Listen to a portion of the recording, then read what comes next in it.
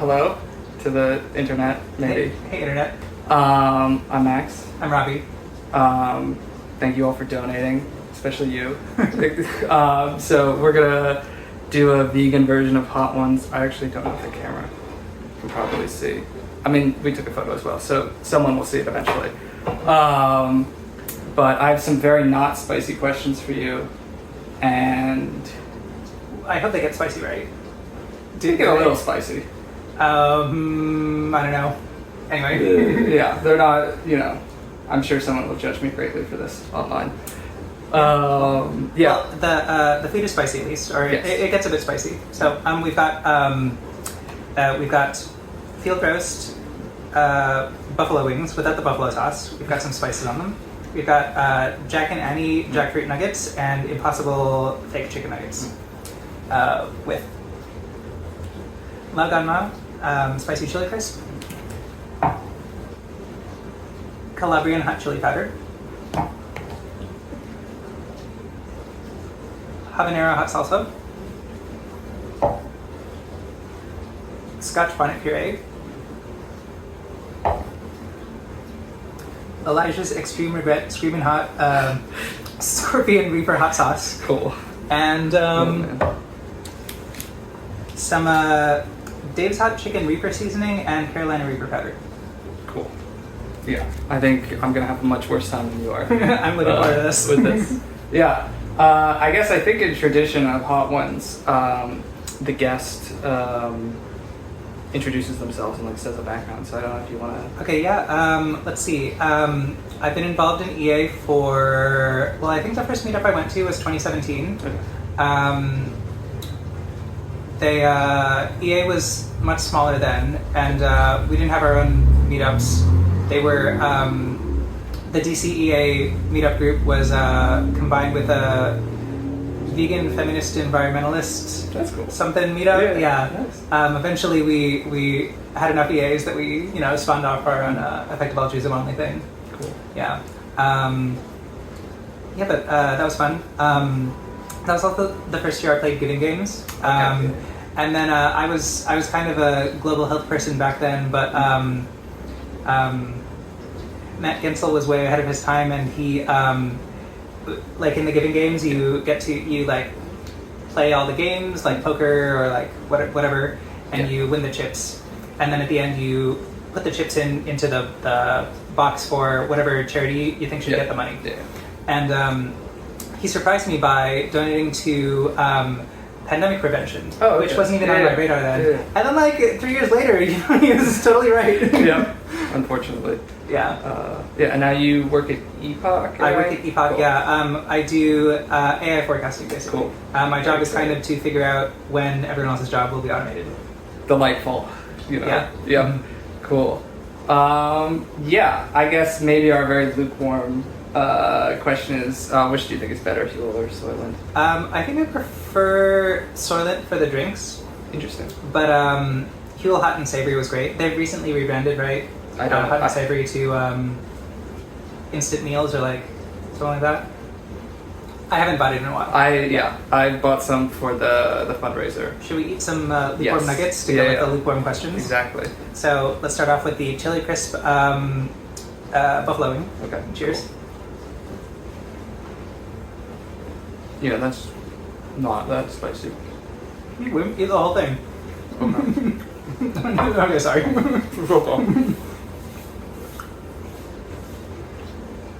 It's a good nugget. Yeah, I don't know if I would notice that's not chicken. Oh yeah, for sure. I mean, I'm not a huge fan of chicken nuggets anyway, but yeah. Cool, okay. Let's see. Okay, well this one's a little spicy at least. What's one thing you think everyone in EA is getting wrong? I'm kind of very EA orthodox, and I think EA is basically right about everything. Fantastic. The thing I think EAs get wrong, I think I don't believe in the perils of maximizing stuff, or maximizing does have the problems that they point out, but I don't think anyone has a good argument that you should not maximize. Sure. I think all of the like, Yeah. I don't know, I just bite the bullet on Sure. like, taking everything to the, Yeah. like, if the principles are right and you Yeah. have the facts, yeah, the Cool. conclusion is what it is. Okay, well that's good. I think I have a question Yeah. later that's like, Yeah. is the repugnant conclusion actually repugnant? And it seems like... I'll have some thoughts on that. Okay. Yeah, I think I basically disagree with Holden Karnofsky and Scott Alexander on like, you should get off the crazy train if it seems too weird. Like, no, if the reasoning checks out, you should do what you should do. Cool.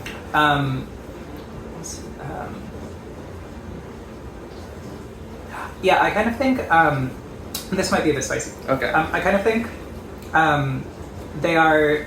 I slightly suspect they're just saying that as cover, like after the FTX scandal and whatnot. Sure. Like, Yeah. no, we don't really believe in that stuff where Yeah. you like take it to the extreme and like, yeah. Yep. Yeah. That is plausible. I don't know Holden, so I cannot say for sure. Neither do I, but I like to think he's smarter than to. Sure. Yeah. Yeah. Cool. Yeah. Though. Yeah. I mean, EA is a whole big thing. So cool. That's a good one. That's if you brought that to a party, you would start a 3-hour discussion, sort of. No, I think that would be like a 30th percentile EA spicy opinion. Well, yeah, but then the other people, you Yeah. start the whole thing, Yeah. and they, Yeah. cool. Cool. Oh wait, should we eat another thing first? Or Yeah, do how we many have questions are there? 16? I have So 16, that's but some of them are like not. Yeah, two, 3 questions. Okay, cool. Yeah. So you spoke at EAG once, right? I wasn't quite a speaker. I was I ran a session. Yeah, it was, Okay. but it was like a forecasting interactive exercise. So it was a short presentation, and then we did a workshop. Cool. Yeah, I think the EAG team has been trying to move away from like static content and like lectures because like EA has this meme of like you don't go for the content, you go for the one-on-ones. Yep. Or like a lot of people say like, well, why should I watch a talk when my time is scarce and like I could just watch it on YouTube anyway at 2 times speed, thereby saving all this time. I don't think people I don't think the counterfactual is actually watching. I think it's just like never seeing the talk. Exactly. Yeah, But and there have been some really good talks at EAGs. Kevin Esfelt at EAGX Boston was incredible. Yeah, very, very good biosecurity presentation. Yeah, so I offered to, or like was, talking to the content team about like, they might have wanted a presentation, but they didn't want it to just be a lecture, so I could just give a like epoch spiel, but I think it was more fun with people forming their own views. Cool. Yeah. I guess if you were to do it now, has anything changed, or is it like mostly the? Well, I would fix one of my forecasting questions had a loophole. I think we were. So Matthew Barnett is another AI forecasting guy. He has just left Epoch to form a startup. Spicier than anything I'm doing. Yes. I can talk about that later. Do you want to? Yeah, that's a good question actually. Well, I'll finish. Matthew and I, had some questions. We adapted them for the EAG format. I think I made some last minute changes and then overlooked a loophole, which was I don't remember what it was exactly, but it was something like one of the questions ended up being like. So there were 3 big questions of like different domains. One was like superhuman in math. One was like do all like household tasks by inventing robotics, and one was synthetic biology capabilities. And one the last question was something like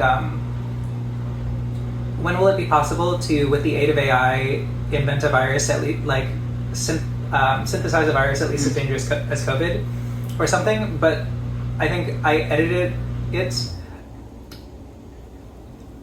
last minute and then left some loophole where someone like raised their hand and was like, well, you can already acquire a sample of a virus at least as dangerous as COVID by getting a sample of COVID or something. Like simply just have someone sneeze and then like deliver it. So AI can already do that. Well, which is not the point of the question. So, no, it was like it was something like when will when will it be possible for a rogue terrorist group with the aid of AI to get a sample of virus at least as dangerous as COVID, and like they can already get COVID. Cool. That wasn't the exact question, but something like that. Yeah. Nice. Cool. That's very fun. Yeah. Let's see. I guess, yeah, so if you kind of weren't in EA now, is there like a career you would, do you have like a dream career that you're like, it's just not impactful enough, so? That is a great question. I really like data science. This is a little suspicious. Like, maybe I would do the same thing anyway. Yeah, I mean, I previously had a different job. I was like a construction engineer, but it was like kind of boring, and I wanted to switch to data science anyway. And then I found out like I was already considering it, and then 80K was also a factor. Like, work on AI ML stuff. It's going to be really impactful. I had an old like non-EA job and was just like earning to give, but it like wasn't much direct impact, and I wasn't earning that much money. So like, Sure. And also I was like bored at my job, so I probably would have quit anyway. Yeah. But like that, I ended up quitting I think in 2020, around when the Precipice came out, and that like influenced me a bit. Like that also spurred me to get into this. Yeah. Cool. Should we do another one? Sure, yeah. Can I interest you in an Italian spicy chicken nugget? Wait, So this is oh, yes. yeah, this is the field roast nugget, but with Calabrian hot chili pepper. Cool. Which is, I believe it's the spiciest thing from Europe. No, Scotch bonnets are not from Scotland. They're named that because the pepper is in the shape of that like Scottish hat. Oh, okay. Yeah. I'm putting some more spice on mine, but this stuff tastes really good. Okay. Like, well, apart from spiciness, but cool. yeah. Cheers. Cheers.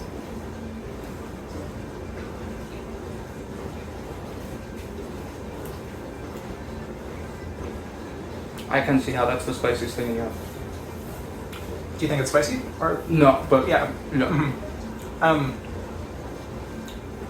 This chili tastes so good. I put it on everything. It's like great on like risotto, arancini, pizza, pasta. Yeah. I mean, I could see why you would do that. And that I don't need a lot of spice, and it's not like super. Yeah. But it is nice. Mm-hmm. Cool. Let's see.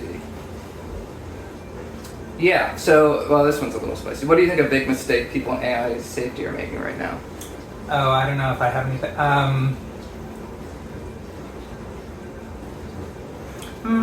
I think it's become, at some point it was like low status to be too doomer. Like I think AI safety EAs didn't want to be associated with like being, like having high P doom.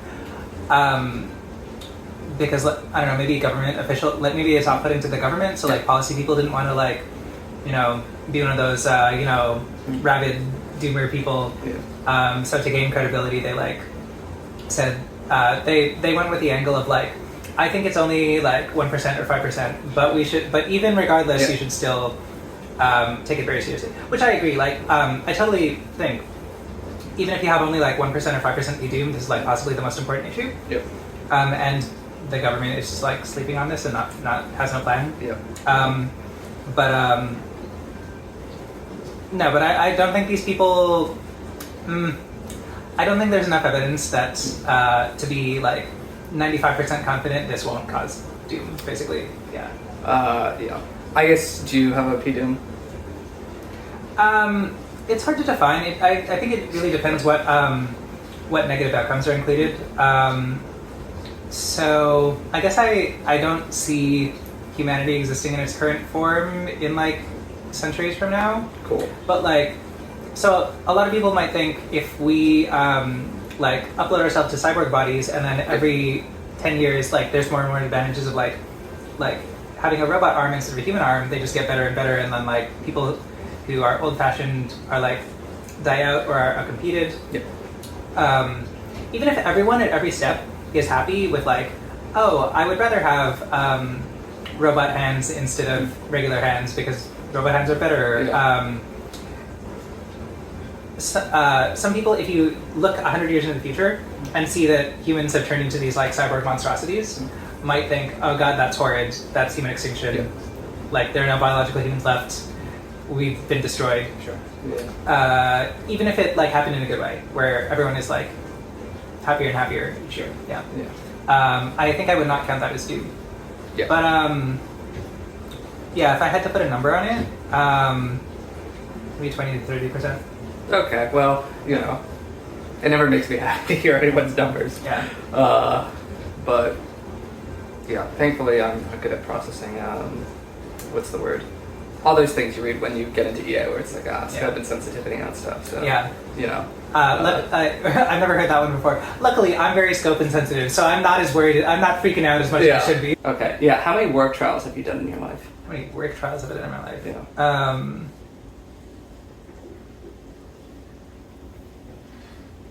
At least one. I mean, I work trialed for Epoch, and then Cool.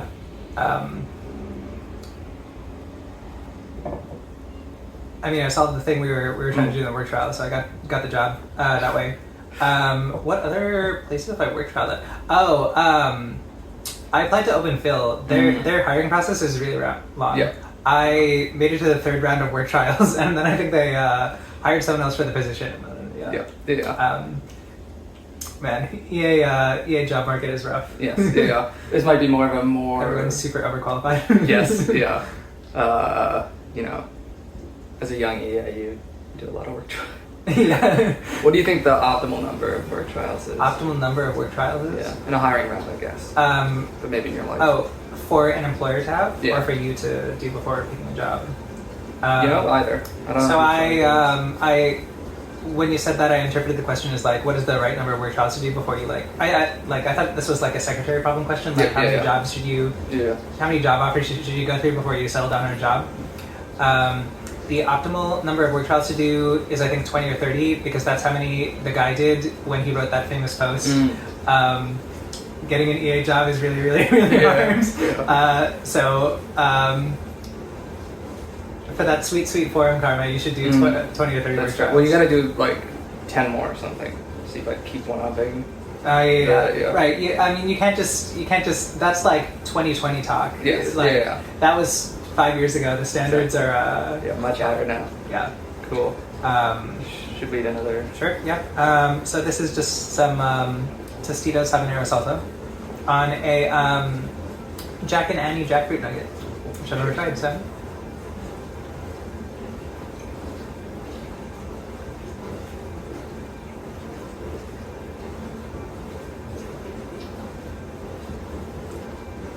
What do you think of the jackfruit or the habanero? They're spicier.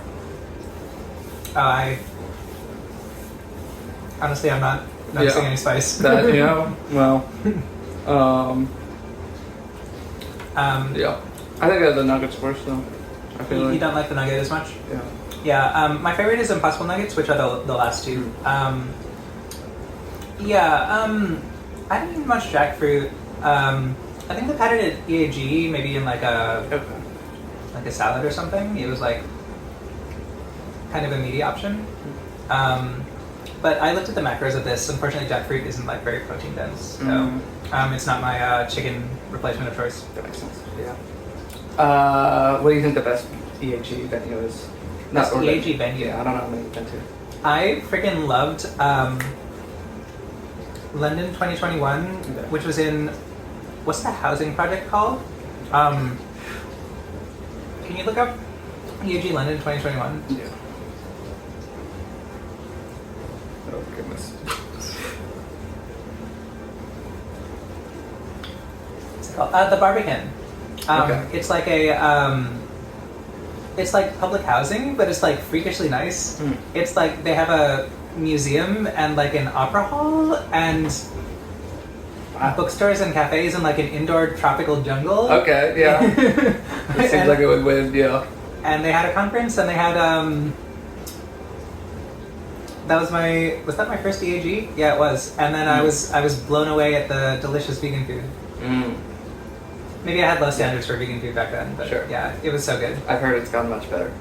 I wasn't really engaging with it. I'm not sure, that much in the past. I guess it got better than like 20 years ago or something. Yeah, for sure. definitely, So, yeah. you know, on some time horizon. I'm so glad that like veggie burgers are good now. Like they used to be just like bean paste. Yeah. Like Yes. like that's not a burger substitute. Anyway. Yes. Yeah. Maybe we save that. Cool. 80K podcast or Dwarkesh podcast? Ooh, I really like both of them. I think I would. So if you took all of the 80K episodes I haven't listened to and all the Dwarkesh episodes I haven't listened to, and randomly picked one of each, without me seeing what they were, I would rather listen to the 80K episode just because.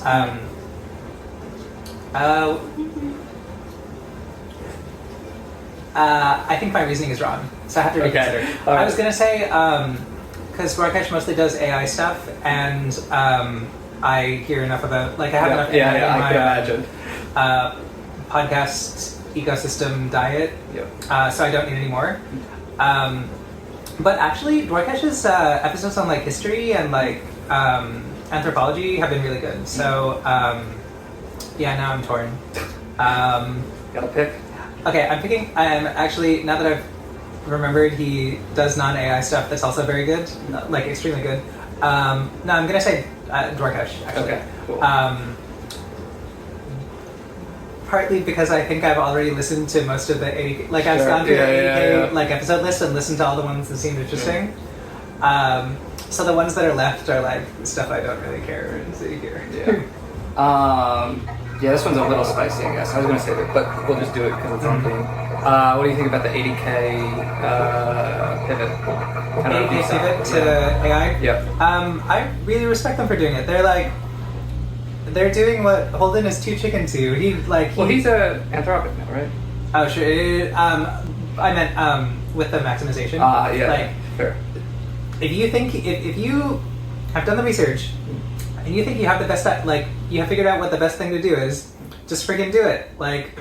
Don't waffle about how but we don't want to maximize. We don't want to optimize too hard. It would be too optimal. Yeah. We can't have that. No, they if their mission is to maximize impact, and they think AI is just much more pivotal in the next few years than every other issue they could steer people to or focus on, which I think that's correct. It absolutely makes sense to go for it. Nice. Yeah, but and I mean they're leaving the career guides up on the other cause areas, so for people who are not AI true believers or are animal welfare fanatics, they're still Yeah. Mm-hmm. Do you what do you think about there's kind of the thing where EA is very young. We have an oversupply of young 22-year-olds ambitious. You think we need to switch our recruiting? Recruiting. Now that I think I rubbed spice in my eye.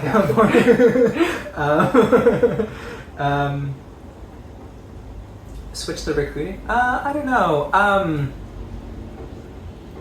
I think I understand and mostly agree with most of EA's past decisions. They get criticized for focusing on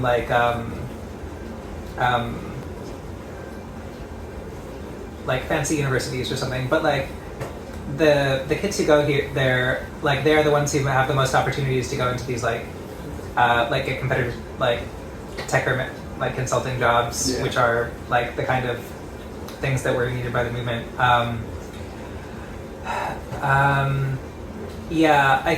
I guess the shorter your timelines are, the more important it is to not do stuff Horizon Fellowship makes sense, right? They're incubating people with maybe technical or policy expertise and getting them placed in influential positions for policy. If you have shorter timelines, maybe this long setup stuff doesn't make sense, and maybe you should just directly pitch to just try to convince the senator instead of this galaxy brain plan where you train the staffers who will then be in the office of the next candidate who wins, and then when the House switches back to Democrats, then they'll have these people in a position of power, and then there'll be the singularity in 2032, and by then we will have gotten all the Nice. Cool. Yeah. Should we do another one? Sure. Yep. Okay, I've got a spicy take for you along with this spicy nugget. Okay. So this is the last jackfruit nugget, and it's got Scotch bonnet puree. Enjoy. Cheers.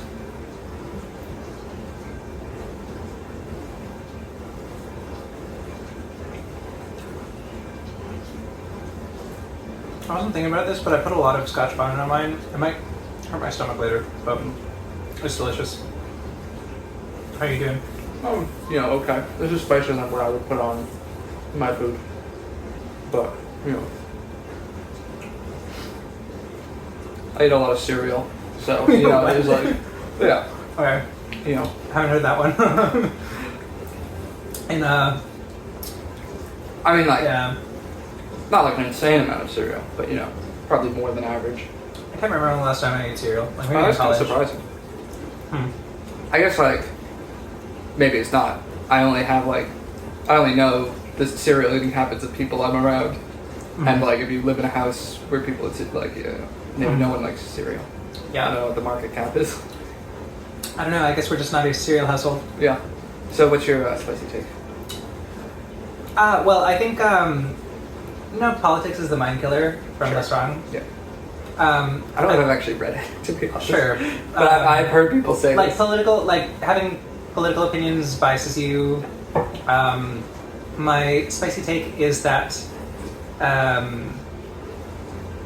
I think EAs are too Democrat, and they're like discriminating against Republicans. Like, we're leaving billions of dollars of donation and like tons of political influence on the table because EAs won't put aside their like partisanship. No. Yeah. That, I don't know. I feel like you're probably right there, though also being liberal leaning, I'm like, I don't know. It's we could get twice as many donations for Bendix, but on the other hand, Republicans are just so like, give me MAGA supporters. Yeah, but I think we're seeing maybe some bad effects of this kind of situation in EA. With EAs being like too left wing, I guess. Where the administration, there's just like no EAs in power right now, and I think we could have, we're missing impactful opportunities to like have the policy and implementation be less terrible. If we just had people in the system who could like, if we just built up the deep state like in both parties.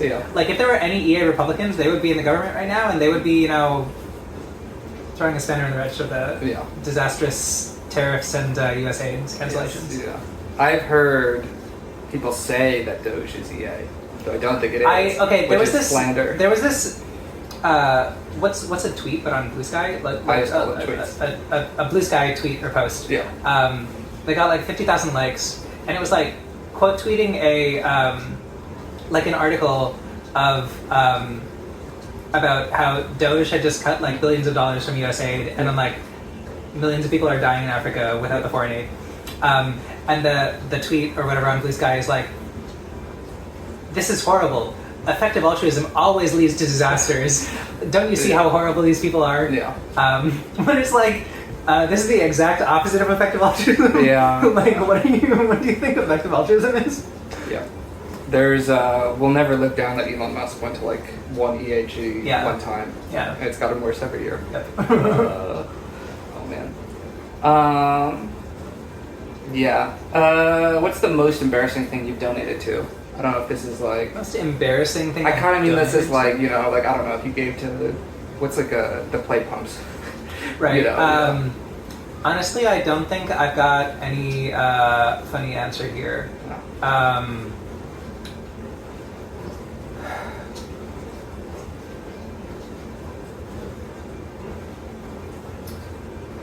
No, nothing. Everything I donate to is super effective. That's great to hear. Well, okay. Maybe a spicy opinion. I think. So you know how, like, for example, the average charity is like, an effective charity is like 2+ orders of magnitude as effective as like some average charity. So if you just like donate to random charities, and you look at the bucket of like that portfolio and like what you've achieved with those, like 99% of donations you're just like completely wasting your money basically. And this like people get offended if you point this out. Like, how dare you imply that my cute neighborhood kitten shelter is not the most effective thing to do. I think the Robin Hanson take of like at the scale of an individual donor, there is, for whatever your values are, you should not diversify. You should spend you should research as much as you have time for, or like bounded rationality, and then all of your donations should go to one thing. And anything else you do is just like sabotaging your own effectiveness. So you're not a hit space giving guy. No. Even if you, oh my god, this is, you should simply, okay, you have an assessment of each different charity. Yep. You have an expected value and a variance, but at the level of an individual donor who is not saturating like you're not donating enough for the charity you donate to then fulfills its like most urgent funding need and then becomes less effective than something else. Like hit space giving is good, but at the level of an individual, you should not be splitting it up. Yeah. You should not be trying to like do the hits. My roommate is like, she really like intuitively resists this. Even though we've tried to explain to her many times, but it's just like very unintuitive to her. Like she wants to donate to global health and animal welfare and AI. Just like, but what if I'm wrong and the AI, like animals are like more important than, well, okay, if you think the animals are more important, with your like $10,000 of donation, you should put all of that money into animal welfare. And then she said, but what about the people? I should at least donate something to, I'm kind it's of just with like, you yeah. though. But it's just like a mathematical fact. You should not be splitting up. Yeah. Have you seen the meme that's like, I'm doing 1 billion calculations a second, but all of them are wrong? No. Okay. It's like maybe one day you'll see it. Like people reply with it and this sort of things, but that's, me. So we have to hedge a little bit. Yeah. Another bad argument I hear in favor of diversifying individual donations is like, well, you diversify your portfolio, why wouldn't you diversify your donations? Yeah. But this is also wrong. It's not like going from everything donated to one charity to everything donated to a couple of charities is not like having a portfolio that consists entirely of like one stock and going to an index fund. It's like you already have an index fund. Let's say stocks on average return 7% per year and bonds return 3% and savings accounts yield 1%. This would be like you already have a diversified account including like 70% stocks and like 20% bonds and 10% cash. And then like, oh, but I want to diversify, so I'm going to take $1 out of stocks and put it into like something with like lower EV. Like that doesn't actually help. It's just reducing your expected value without improving the like risk balance. Yeah. Sure. Let's see. What remaining questions do I have? How many do we have left? I haven't gone fully in order, so that actually makes it annoying to count. I can make more nuggets, but I don't know if we have more hot sauces. No, I think we have like 4 questions left. Should we do another nugget? Sure. Okay. So, I encourage you to eat them like sauce down so you can taste it better if you want. Oh, like flip it? Or? Yeah, but that's what I've been doing. Okay. So this is Elijah's Extreme Regret. Okay. Fantastic. Scorpion and Carolina Reaper. Okay. And it's on an Impossible Chicken Nugget. So Cheers. enjoy.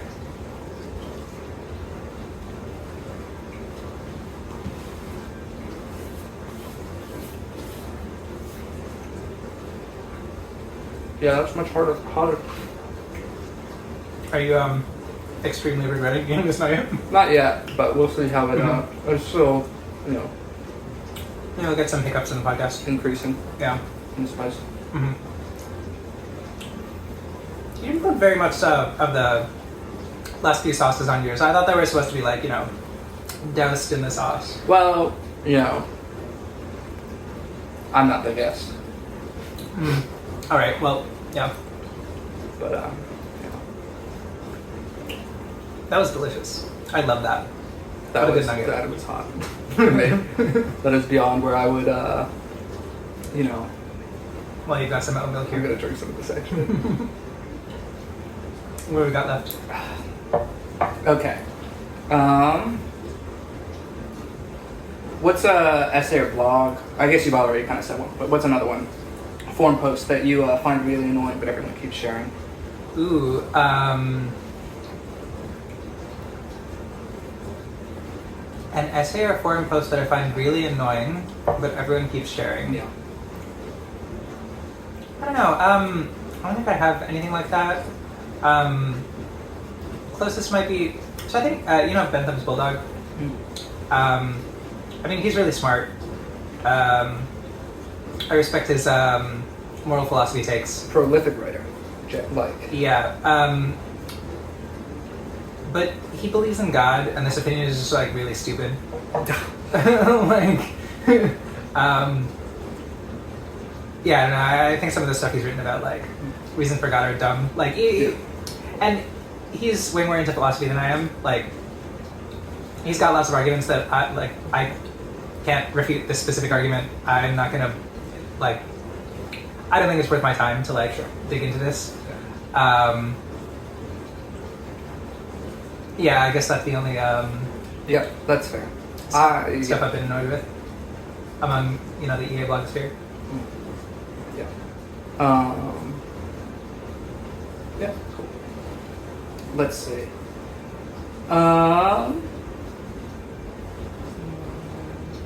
What's the best moral philosophy? I mean, I feel like Best moral I don't know why I philosophy. put that one down because, like, I don't know what are you gonna say? Like, probably. You know, So I have most of my like probability mass on utilitarianism being like the best way to act. Or well, actually, I'm a moral anti-realist. I'm like 95+% confident. Like I just don't see how moral realism could be true, or like what it would even mean if it were true. I've also never even heard an argument seen any evidence in favor of it. Like, as far as I'm aware, the only arguments I know of in favor of moral realism are if God exists, like divine command theory. Like, if God exists and he set the laws of the universe, fine. In that case, sure, that'll make sense. Every other argument I've heard is just like moral intuition. Like, oh, it seems like there probably are, like, clearly it's wrong to murder because I intuitively know it's wrong to murder. Yeah. Which is just like, okay, interesting claim. Do you have any evidence for that? Also, like, evolution is a much better explanation for people having this intuition than, like, moral facts existing in some metaphysical sense that, like, interacts with your mind and then causes you to believe this. I don't know. Yeah. But, so, conditional on moral realism being true, I'm actually a deontologist. The only moral philosophy that seems viable to me if moral facts exist would be something like the non-aggression principle. I think conditional on moral realism being true, I'm like very deontologically libertarian. Like, it's immoral to like harm another sentient being, basically. A lot of other moral philosophies don't really make sense to me if moral realism is true. So, like, I think I said this on Aaron's podcast, but so suppose moral realism is true and utilitarianism is true. This would be kind of actually like this would be really weird. So, for example, you meet a stranger, and unbeknownst to you, they really, really, really love the color yellow, but they really, really hate the color purple. In fact, purple was like, Purple killed my father. purple. A murderer wearing purple genocided their ancestors or something, and seeing anything in the color purple will like cause them vast anguish. Yep. You're gonna meet them, so you bring a gift. It's like a thank you card or like a flower or something. If moral realism is true and utilitarianism is true, Yeah. then you're either like being extremely moral or like committing some heinous atrocity based on like the random happenstance of like this card you give them being like purple or yellow, which just seems strikes me as a bit nonsensical. Yeah. So the kind of the only viable moral realism kind of ethics I've thought of is like if someone is a sentient conscious being, just like don't hurt them, or like don't like destroy their atoms or like inflict pain on their mind or something. I don't know. Yeah, discount utilitarianism, or discount. No. But it would be like hurting people is immoral. Yeah. And then anything else is supererogatory. Cool. Do I have another question? Oh yeah. I guess maybe let's eat the final nugget, and then you can say those repugnant conclusion takes you alluded to earlier. Mm-hmm. So we've got another impossible nugget, my favorite kind of nugget, and it's got some Dave's Hot Chicken Reaper seasoning, and did we put any of the Carolina Reaper powder? Oh, basically it's Carolina Reaper powder. Cool. Yeah. I think I'm gonna regret this. Cheers.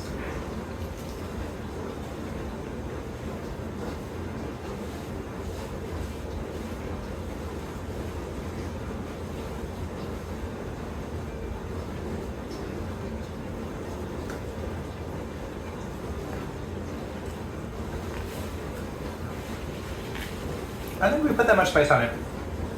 I don't think I did. Yeah. The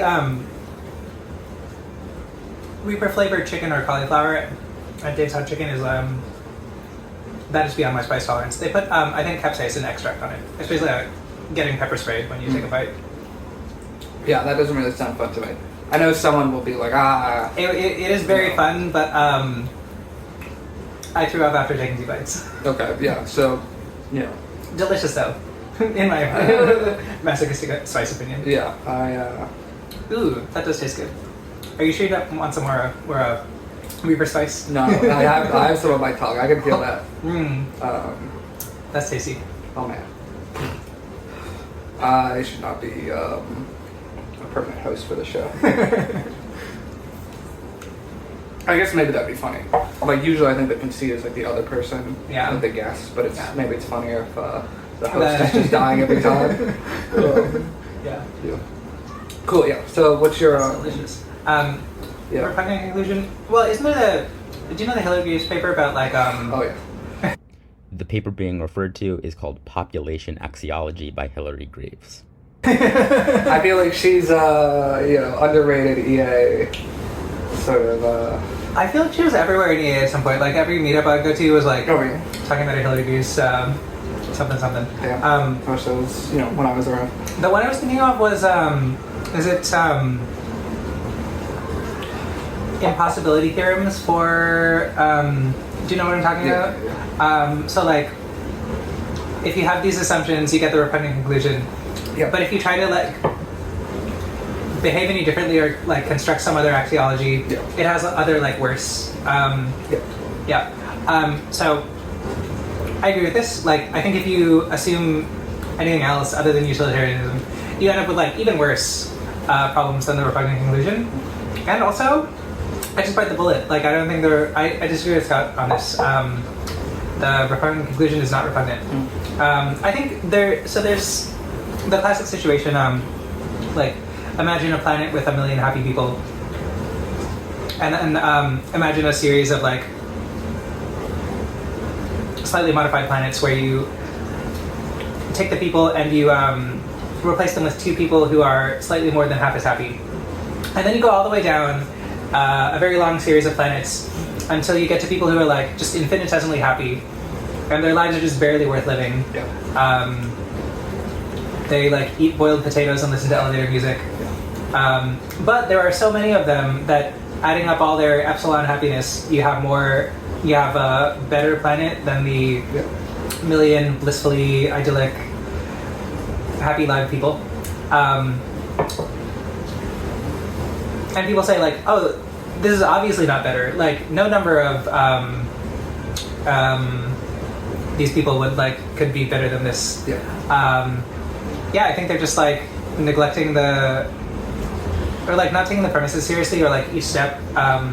If you are really like replacing it with more than half as much happiness and doubling the population, you do have more total happiness. And I think people are underestimating, or like they have this vision in their head of like that those lives on the last planet being like worthless or negative. Actually, you have to remember, if you set it up like this, as stipulated, they are a little bit happy. Yep. Like they have more total happiness. And I don't think there's anything wrong with like many people with a little happiness. Yep, fair. I guess if you were behind the veil of ignorance, you'd prefer to be on the smaller planet. But if you were No. Okay. Well, because if you knew you were going to be one of them. No, okay, excuse me. You're not doing the veil of ignorance properly. Yeah. So like a billion people with, so planet A, 1 million people with 10 happiness, or planet B, 1 billion people with 1 happiness each. Yeah. So planet B has more total happiness, 1 billion. Planet A has less, 10 million, but the average happiness is 10. You're saying veil of ignorance would, you would choose... Well, what I was going to say is that, if you're behind the veil of ignorance and you've kind of already assumed that you're going to exist. That's right, yeah. That's where I was going with this. So if you had to choose between being a random person on planet A and a random person on planet B, obviously you pick planet A. Yeah. But I think the apples to apples choice is 1 million chances to draw a ticket where you exist and have 10 happiness, Yeah. or 999 million to just not exist and have no happiness. Yep. In that case, if you set it up fairly, actually you should pick the planet B. Yep. Yeah. Nice. Have you heard of the very Republican conclusion? Yes, but remind me what this is. It's there's suffering, so it's lots of small people or small happiness people, suffering people versus a happy planet, and then the one with suffering is a higher total because there's just so many.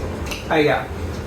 I don't know. I feel like the problem here is something that's like I can bite the bullet that if you have just a little bit of happiness, that's fine. But now you've also introduced all these people suffering. This kind of if you were a negative utilitarian. Yeah, I think there's a lot of problems with negative utilitarianism. I don't agree with that. I'm just a total utility. Yeah. Well, I was gonna ask you if you have hot takes on the mechanized. Yeah. Tamai and Age have much longer timelines than I do. Matthew, I think, has similar timelines to mine. I think past. But I think they all have much lower P-Doom. And so, while I wish they wouldn't, go do capabilities, I can't fault them for it. Basically, if you think AI is probably, almost certainly going to go well, and you see this opportunity to, earn trillions of dollars by automating the whole economy, and again, you don't expect to, you think it's going to go well, that makes sense to do. Yeah. And I don't disagree with them on factual premises. They are completely right that there is this opportunity here to automate the economy and earn trillions of dollars. Yeah.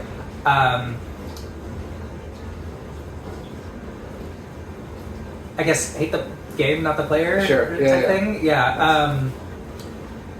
But I wish people would stop doing capabilities until we can figure out alignment and whatnot. Yeah. So true.